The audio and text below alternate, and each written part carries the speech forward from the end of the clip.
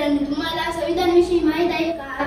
आपले संविधान खूप वर्षापूर्वी डॉक्टर बाबासाहेब आंबेडकर यांनी लिहिले होते. तुम्हाला माहित आहे का?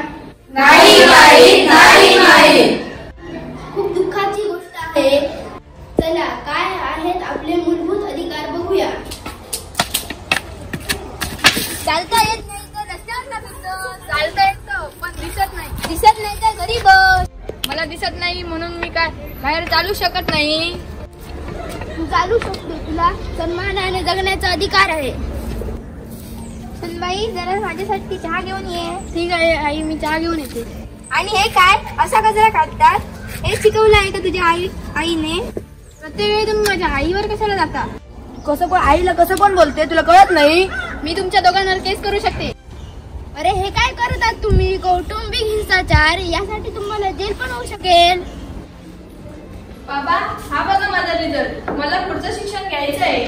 काही गरज नाही शिकण्याची, असं पण मी तुझं लग्नच करून देणार आहे. नको बाबा, मला शिकायचं आहे पुढे.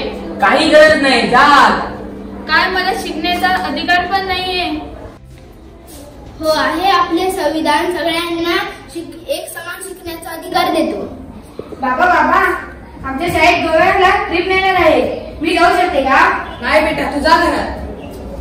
बाबा, आमच्या शाळेतील गोव्याची ट्रिप जाणार आहे. मी जाऊ शकतो? वा, माझा मुलगा फिरायला जात आहे. मला बाबा पैसे पाहिजे. थँक्यू बाबा. हे काय बाबा, तो माझ्यापेक्षा तर लहान आहे आणि तुम्ही त्याला पाठवून जा.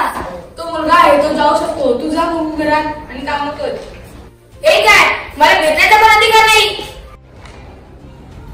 हो आहे. आपले संविधान आपल्याला जगण्याचा अधिकार देतो. संविधान दिनाच्या हार्दिक शुभेच्छा.